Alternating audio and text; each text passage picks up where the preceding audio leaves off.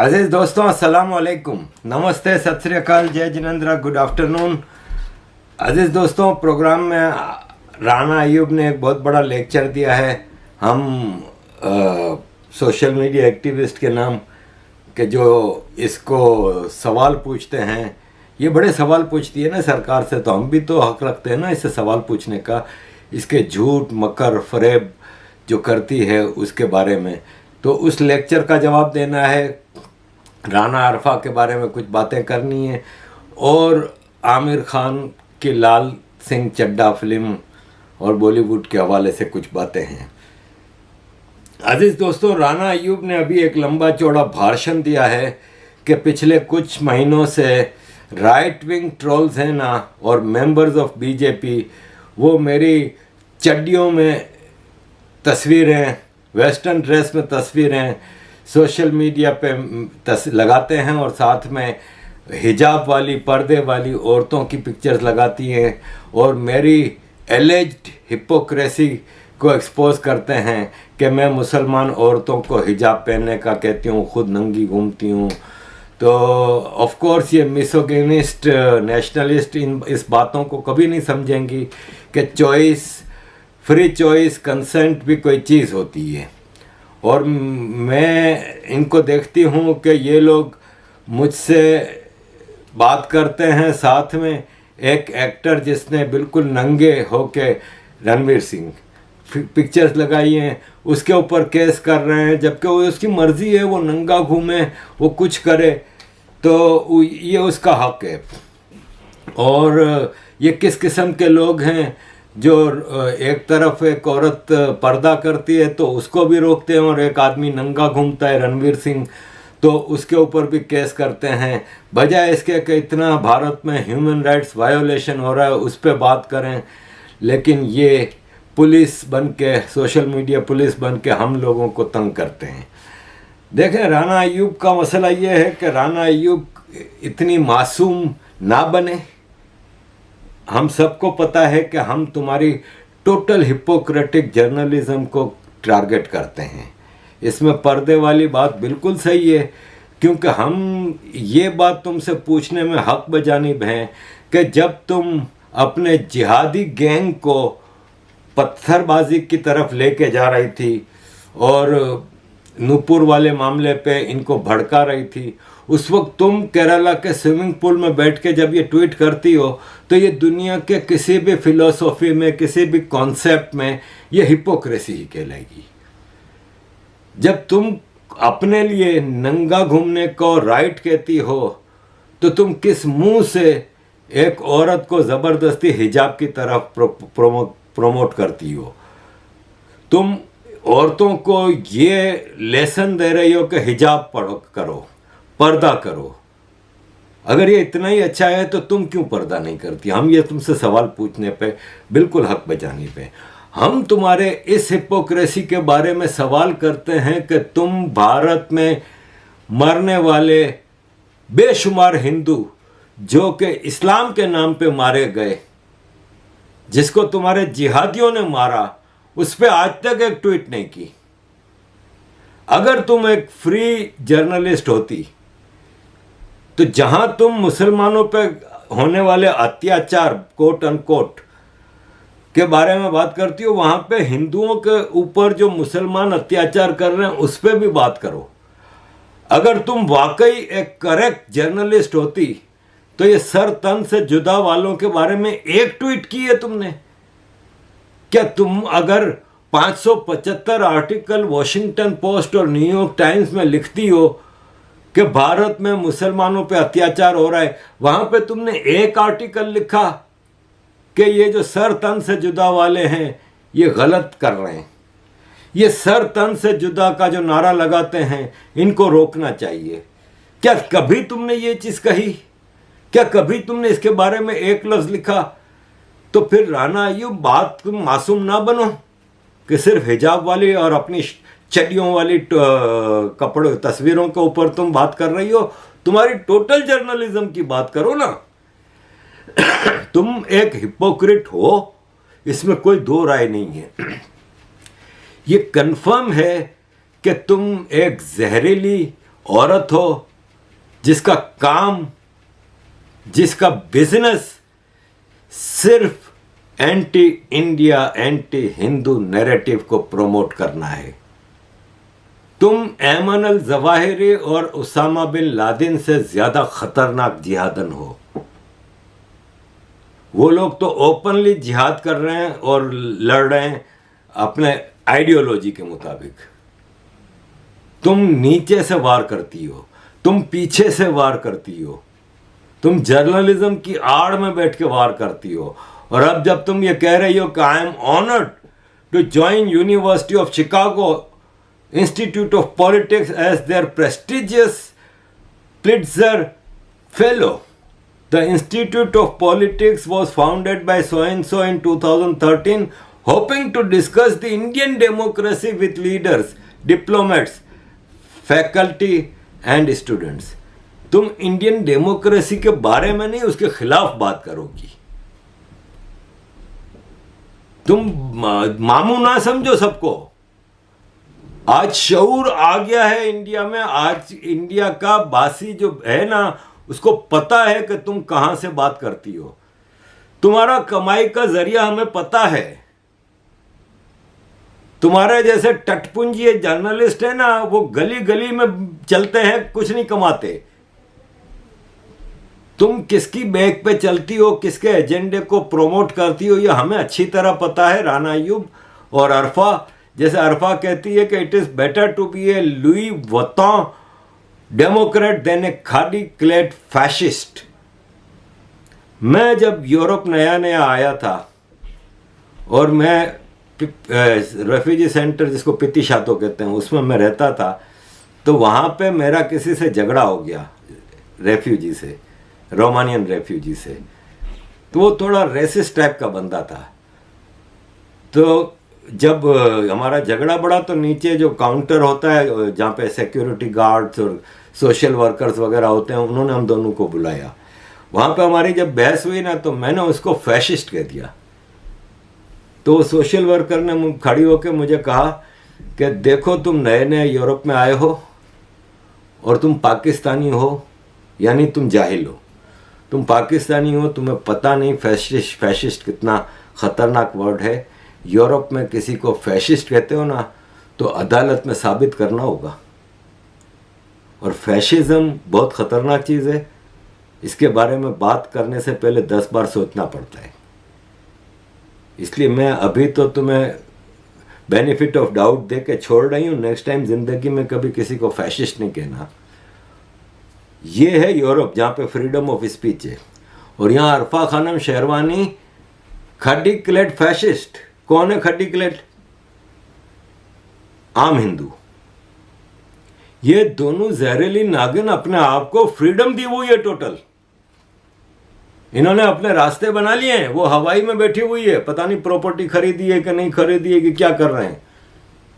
France में भी इसके बड़े इसने अपने अड्डे कायम किए हुए हैं। और दूसरी तरफ ये राना, मैं आपको बता दूं कि ये पूरी तैयारी में इस हद तक जा रही हैं कि इनको अजाइलम मिल जाए और आराम से अपनी जिंदगी फिर वहां बैठ के एंटी भारत काम करते रहें।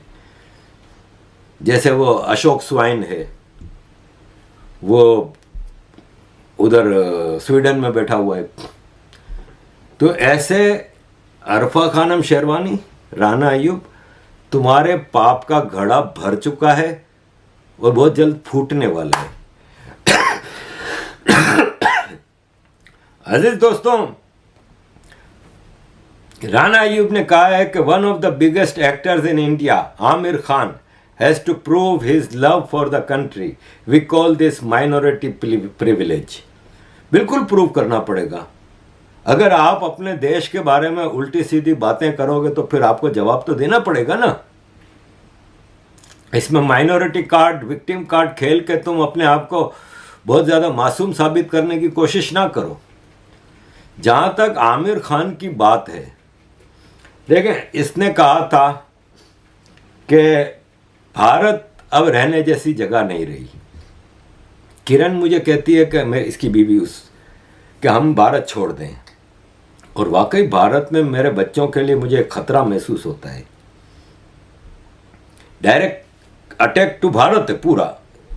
इसने किसी मोदी सरकार, किसी बीजेपी, किसी आरएसएस, किसी हिंदू एक्सट्रीमिस्ट को नहीं टारगेट किया, डायरेक्ट इंडिया।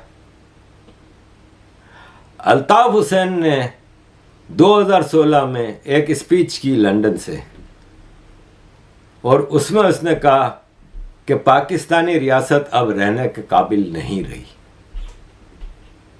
इसको गद्दार करार दिया गया पाकिस्तान की कोर्ट्स में। 2016 में जब से इसने स्पीच की है, इसकी तस्वीर, इसका नाम लेने पे पाबंदी है पाकिस्तान में। अगर ये पाकिस्तान में होते लटका दिए जाते। और आमिर खान मज़े से यहाँ बैठ के ये बातें करता है, और इसके बाद 2015 में इस इंटरव्यू के बाद भी इसकी फिल्में आई हैं। लेकिन अब आमिर खान को जवाब देना पड़ेगा। जब आप इस देश से कमाते हो, इस देश के हिंदुओं से कमाते हो, और फिर इस देश के हिंदू भगवानों की बेइज्जती करते हो। भाई अगर तुम शिव जी का इतना अपमान करो कि इनको टॉयलेट में बंद कर रहे हो, इनको भगा दौड़ा रहे हो, क्या तुम्हारी इतनी हिम्मत है? या उस फिल्म के वो हीरानी और विद्या विनोद चोपड़ा प्रोड्यूसर और डायरेक्टर, क्या इनकी हिम्मत है कि ऐसा प्रॉफिट मोहम्मद के बारे में कर सके? दूसरे दिन सर तन से जुदा, दूसरे दिन। इनको पता है आमिर खान पिक्चर में तस्वीर लगाता है कि लापता भगवान लापता है, कहाँ है भगवान, गाना भी गाता है और खुद जाता है फिर इसके बाद हज करने। यानी इसको अपना भगवान मिला हुआ है, उसी को वो सच्चा मानता है, बाकी सबको झूठा मानता है, जब भी इनकी बेइज्जतियां कर रहा है। तो आमिर खान फिर जिस देश में रहते हो उसकी कल्चर, उसकी हेरिटेज की इज्जत करनी पड़ती है, ख़ासतौर पे जब उस देश ने तुम्हें तुम्हारी औकात से बहुत ज़्यादा दिया है। तुम्हारी ये औकात नहीं है जो तुम्हें मिला है। करीना कपूर का तो मुझे समझ में आता है कि सोने का चमचा लेके पैदा हुई, दादा परदादा एक्टर थे, स्विट्जरलैंड में पली बड़ी, इसको तो परवाह है नहीं। फिर इसने एक अफगान वॉरलॉर्ड जो भारत में हिंदुओं पर अत्याचार करने आया था, उसके पड़पोते सैफ अली खान से शादी की, अपने बच्चे के नाम भारत में अत्याचार करने वाले राजाओं के नाम पे रखे। करीना कपूर का तो क्या समझ में आता है कि इसको परवाह नहीं है कि इसने इतना माल बना लिया है और इतनी फेम हासिल कर ली है, और अब 2 बच्चों की माँ बूढ़ी हो गई है। अब इसको पता है कि इसका कोई फ्यूचर तो है नहीं फिल्म इंडस्ट्री में, तो वो तो एरोगेंट है। और यह है कि होपफुली वक्त आएगा, नस्लें हिसाब देती हैं।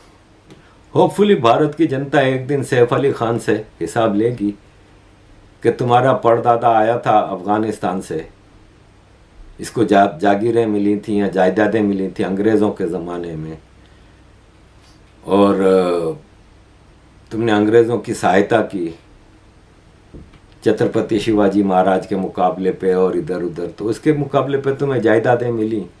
आज उस जायदाद पे गद्दार वतन हो तुम लोग, उसका जवाब तो देना पड़ेगा। और आमिर खान ये जाकिर नाइक से ज़्यादा ख़तरनाक है। जाकिर नाइक की ऑडियंस लिमिटेड है और मुस्लिम है, आमिर खान की ऑडियंस अनलिमिटेड है और majority, vast majority non Muslim है, जिनको वो गैर महसूस तरीके से इनके जहन में जहर डालता है। अब आमिर खान की लाल सिंह चड्ढा पहले 2 साल डिले हुई कोविड की वजह से, अब आ रही है तो इसके आंसू निकल आए हैं। इसका लाल चड्ढा जो है वो अटक गया है, अब वो फंस गया है। अब इसकी इन्वेस्टमेंट है, आमिर खान प्रोडक्शंस की फिल्म है ये, तो इसकी इन्वेस्टमेंट है, डूबती नज़र आ रही है। बॉलीवुड अब फेसिंग द म्यूज़िक।